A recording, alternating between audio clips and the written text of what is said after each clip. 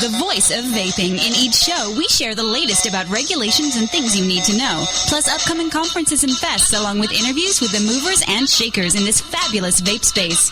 Are you looking to get into this ever-expanding marketplace? Do you want to master this industry? Listen up as Norm Bauer, the Vape Mentor, shares it all. And here's your host, Norm Bauer. Hey, everybody. Welcome back to segment 2 of Vape News Radio, the voice of vaping. This is your host, Norm Bauer. I am the founder of VapeMentors. We are the largest consulting company that is geared and focused on the vaping industry, whether you are a brick and mortar or want to be a brick and mortar, or whether you want to import or do your own line of liquids. You know what, guys? We'll go ahead and hook you up. And as a reminder, this episode is sponsored by Vape News Magazine, the #1 publication for consumers as well as industry, and the first magazine specifically focused on the world of vaping. If you're interested in upcoming events, the latest technology, hardware, or juices, or if you just want to stay on top of the regulations and the business side of vaping, be sure to enjoy Vape News Magazine. And a special offer for our radio audience. Ka-ching. Ka-ching, offer alert. Offer alert. There you go. Purchase a 1-year subscription to Vape News Magazine and get 12 issues for double the coverage, and you're going to get some free e-liquid samples courtesy of our sponsor.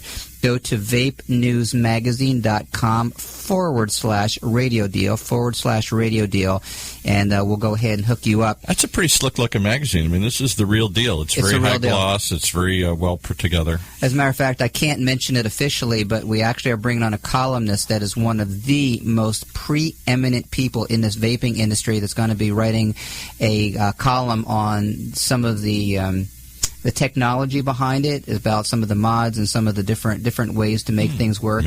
And this guy is nationally famous, and so I'm going to be able to hopefully announce him by the next show. But let's go ahead and kick off interview number 2. So again, you know, what's really fascinating about what I do is I get to go to all these events and I get to hobnob and I get to, you know, throw myself around and interview all these amazing people. And so I've created a relationship with RJ Reynolds Vapor.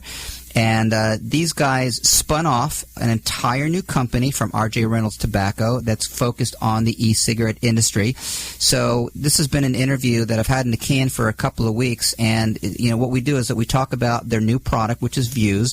And I also call them out on their dissing of the industry, where they basically said vape shops should be closed down, and that really irked a lot of people. And so I said, what's behind this? Defend yourself, fool. And so they actually did defend themselves, and you know what? They came up with some pretty compelling arguments. I can't say I had to back down, but I had to back off because they came up with some points that we acknowledge are being true. So go ahead and spin it off, Paul, and we'll go ahead and hear what they got to say. Welcome back, everyone, to Vape News Magazine, Vape News Radio. This is Norm Bauer, your host, your voice of vaping. And I have a very special guest, actually 2 guests on the phone today, and they're with RJ Vapors. Now, back in May, we had RJ Vapors on, including Imran Khan, who is the director of consumer products, I'll let him tell you exactly what the title is. And also we have David Howard, who is in their communications department. And we kind of want to find out a little bit more about what's going on in the world of RJ Vapor since they created this new company from RJ Reynolds. So, gentlemen, welcome to Vape News Radio. Thank you, Norm. This is Imran. Thank you very much, Norm. David Howard. My pleasure. Thanks for joining us. All right, so first off, the last time we spoke, Imran, it was back in May, and you were just rolling out the Views cigarette in 2 beta states, and you were just about ready to do a national rollout. So I'd love to kind of know what's going on as far as where the Views market is since then. Great. Well, thank you, Norm, for having me back on. It's great to talk to you. So, yes, since we talked last in May, at that point we were in Colorado and Utah, and since then we have expanded into a national footprint. We started our national expansion early in June and have been consistently expanding throughout the year. Right now, we are in about 35,000 or so convenience gas type of outlets, and we plan to more than double that over the coming months. There's going to be another expansion this month. We're going to continue to expand throughout the year and possibly even early into next year. So I would say, at this point we're in about 35,000 stores and looking to expand into double that by the end of the year. In terms of how Views is going, we talked a lot about what Views is and the technology in Views and how we feel like it's a game-changing product. And so far, what we have seen, of course, and consumers are always the judge of this, no matter what we believe, the response from consumers has been really fantastic. Views is, in Colorado and Utah, we're still the market leaders there. Early data for our national expansion, but the response from consumers has been really tremendous. And, we are very, very pleased with the performance that we've seen up to date. That's awesome. Congratulations on that.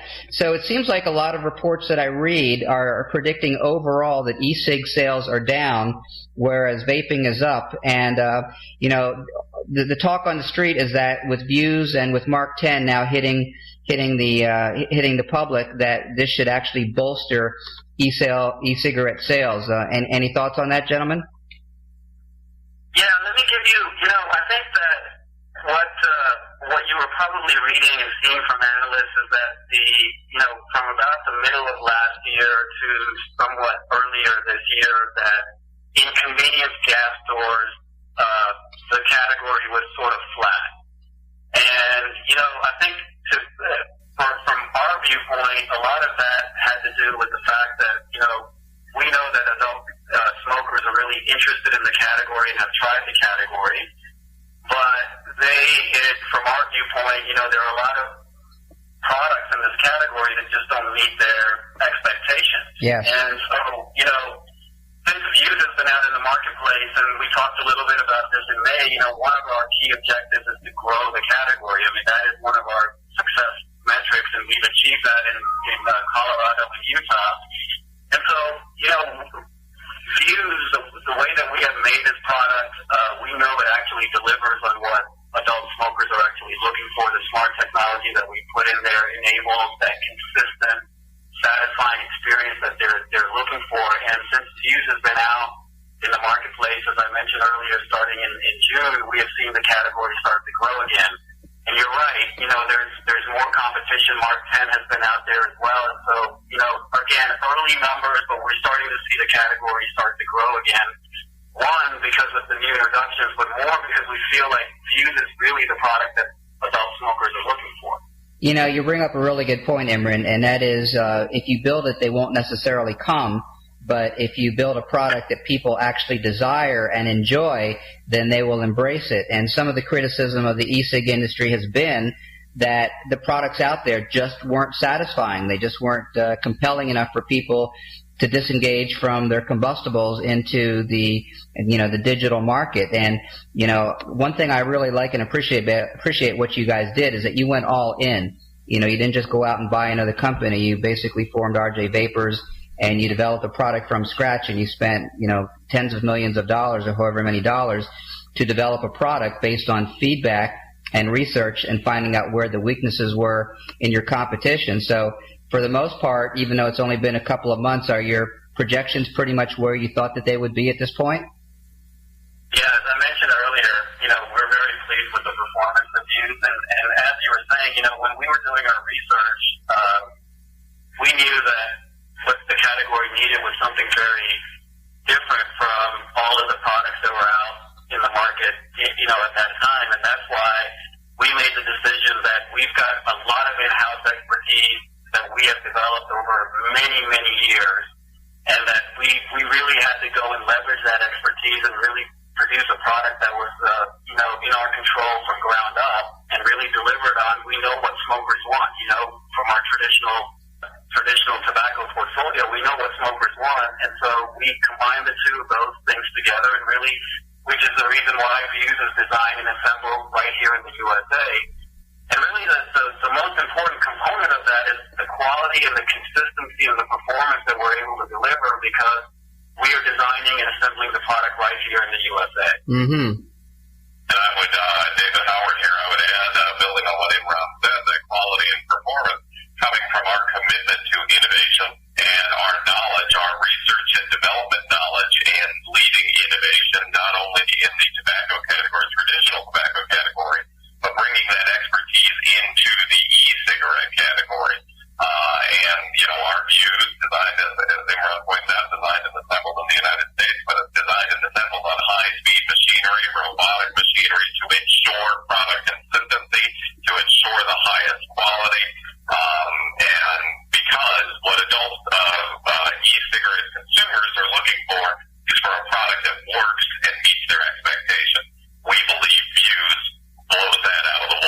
Nice. Well, obviously, we wish you continued success in that arena. So, David, you bring up something that's a great segue, and that is the trackability, the traceability in regards to the FDA. And, of course, you know, this is going to be an ongoing conversation until they come up with whatever final regs that they come, whenever that is. But now that the petition process is closed as of the beginning of August, do you guys have anything that you can share, or any insight as far as where you see the next course of action for our industry in regards to, you know, trying to get the FDA to maybe, you know, make a little bit of common sense here?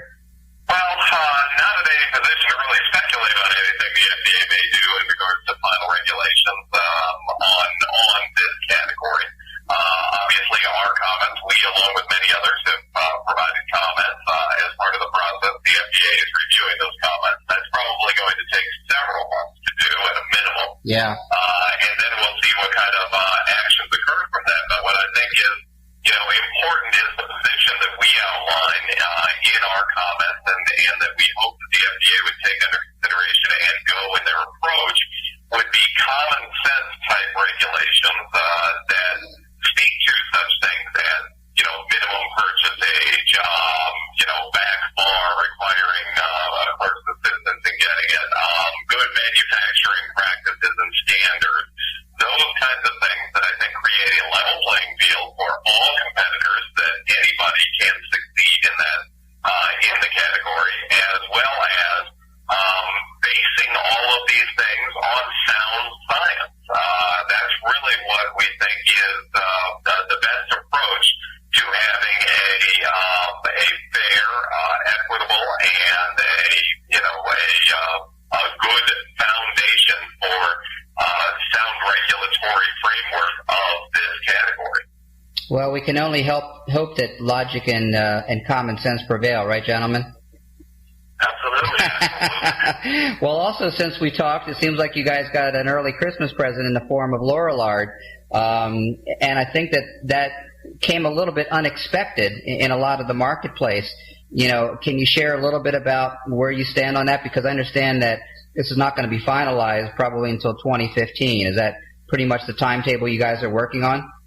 Yeah, what we announced in July was an agreement to acquire Lorillard. Now, that has to go through, there's a process on that as well. We have to, one, get shareholder approval of all companies involved, as well as regulatory approval from the federal government and FTC and the like. We don't expect that to occur until sometime the first half of next year, thereby closing the deal, where we would essentially, RJ Reynolds Tobacco Company would essentially acquire the Newport cigarette brand. As part of the deal, a package was put together to whereby RJ Reynolds Tobacco Company would acquire various brands from Lorillard, including Blue, and then divest those brands to Imperial Tobacco Company. Right. And part of that divestiture package included the Blue e-cigarette brand. Right. So that we would obviously retain or keep our position in it with our RJ Reynolds Vapor Company's Fuse digital vapor cigarette. We, as you had pointed out, Norm, before, we have significant resources behind Fuse. We have designed it in-house. We have a strong commitment to this brand. We believe we firmly believe that it is a game-changing product in the industry and in the category, and thus we made the decision to stick with our Fuse brand. We thought that was our best direction to go in. Excellent. So when this is all said and done, David, will Lorillard not continue to exist, or will it exist in some other smaller formation? No, Lorillard would no longer exist. The Newport brand would be part of RJ Reynolds Tobacco Company's portfolio of cigarettes. And then Imperial Tobacco and whatever, they have a U.S. footprint already in a company called Commonwealth Altadis. But in some form or fashion, they would retain their current brands that they have, while also acquiring the Winston-Salem and Cool cigarette brands, as well as the Blue e-cigarette brand, making Imperial a very strong number 3 competitor in the U.S. tobacco business. Yeah, and I think from a strategic standpoint, that was actually a very, very good move because, the government has issues with antitrust, and if we only had big two, they might take issue with that. But with Imperial possibly taking the place of maybe a smaller version of Lorillard, I think that you're going to be able to circumvent any antitrust issues and any challenges about the fact that any one company or companies is monopolizing the market. Would you kind of agree? Yeah, you're certainly right, Norman. We are certainly hopeful of that, and that was the primary purpose there that we think we have put together. We're confident we have put together a very good divestiture package that thereby creates a very strong number 3 player in the industry and will help ensure that this deal goes through sometime the first half of 2015 as we expect. Excellent. Well, as we kind of wrap this up a little bit, I want to talk about something that was a little bit less positive, and that was there was some talk about, a month ago about some comments that were made by RJ Reynolds in regards to anti-vaping. And, I'll let you guys share exactly where it came from. But really what it alluded to is that RJ Reynolds was in favor of the closed system, which would be the one where the cartomizers are fully intact when you buy them, as opposed to the open systems, such as what most of our listeners listen to or use in the vaping world. And, I have to tell you honestly that it kind of rankled a couple of feathers, and I'd be curious to know, what your thoughts are on that. In respect to the open system in regard to the vaping industry itself. Starting from the top here, Norm, is that I think we all believe that this category has massive potential to bring adult smokers into it and switch them from traditional cigarettes.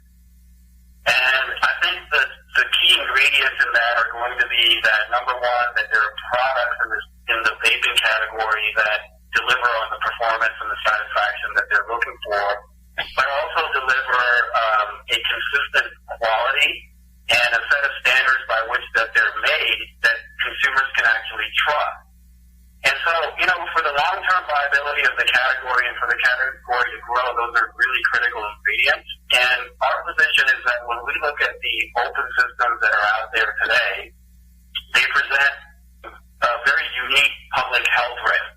And, let me list a few of those out for you. One of them is that they're highly susceptible to being tampered with, by their very nature, because they're being compounded or mixed with these vape shops. People are being exposed to toxins unnecessarily that they don't need to be exposed to.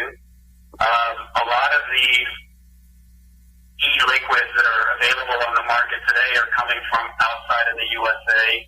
Most of them coming from China, and as the deeming regs as they were proposed, those outside manufacturers, non-domestic manufacturers, would not be subject to those. So those are some of the concerns that we have. It's really about ensuring the long-term viability and the success of the category.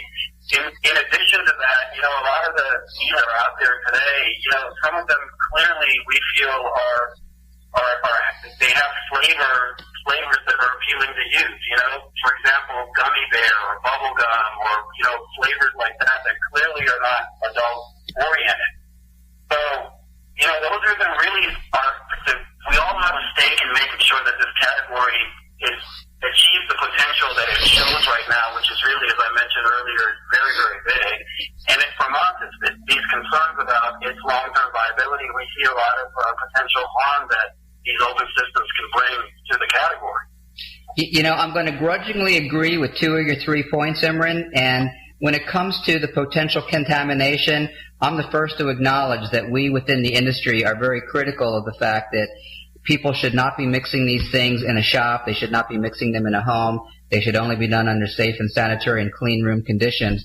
And what we're seeing in the industry, because, you're looking at it from your perspective in a big tobacco industry, whereas most of our listeners are coming from the vape industry itself, what you're seeing is a huge, huge maturation of our business to the point of where there's going to be less e-liquid manufacturers, even though right now they've been proliferating like crazy. But I think you're going to see a consolidation of those as well, just as in your industry too. And what you're seeing is that more and more companies that are out there are in fact making them under more sanitary conditions. Whenever I speak to anyone who's in a shop and they talk about the idea of bringing in different flavors and mixing them there, I tell them absolutely not.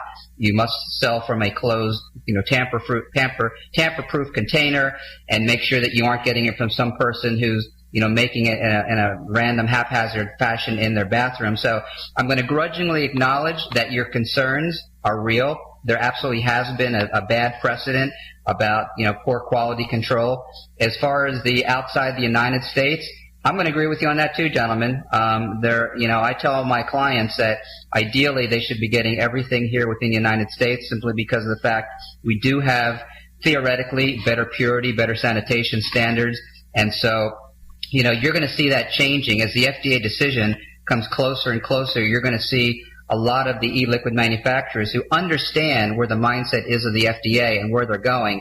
They're going to start putting those processes and those procedures in place long before any final regs come in. And as far as the last point, as far as the flavors, yes, I agree that they come up with some pretty silly names, the Captain Crunches and the Cookies and Creams, and but damn it, a guy even my age still likes his Twizzlers, licorices. So even though the flavors may sound like they are appealing to kids, I don't necessarily know that is the case. I think that there's many cases where it just so happens that the names are what they are, and people are buying what they want regardless of their age. But I acknowledge where you're coming from, and I don't necessarily criticize you for what you're saying, because if you compare the closed to the open system, your criticism are grudgingly well-founded, gentlemen. Thank you very much. Yeah. We think so too. Yeah. So. Yeah, I mean, here's the thing. Obviously there's a lot of emotions in the industry. There's a lot of knee-jerk reactions. And so when people hear things, they right away get up their arms, and they don't always look at the story behind the story. So, like I said, your concerns are the same concerns. I want to make sure that you understand this. We within the vaping industry, more so than big tobacco industry, we're aware of the skeletons in our closet. We're aware of the things that we have been doing poorly in the past. And for the most part, we are self-policing, self-controlling, and that's why we have CASA and SAFADA and AIMSA and all these organizations that are designed to help us internally clean up our act. So I think what's going to end up happening is I think that there's going to be a little bit of a melding between your world and our world, and I, for one, look forward to it. I mean, you've got, Enjoy, who just came out with obviously their line of flavors, and maybe at some point in time, RJ Vapors might come out with their line of flavors as well. Any thoughts on that? Well, I'm not going to speculate on the flavors and what type of flavors that we would come out with, but our position on flavors in general is that as long as they're adult-oriented, we know that flavors can play a part in smokers coming into the vaping category. They can certainly play a part in a complete switch from a smoker into the vaping category.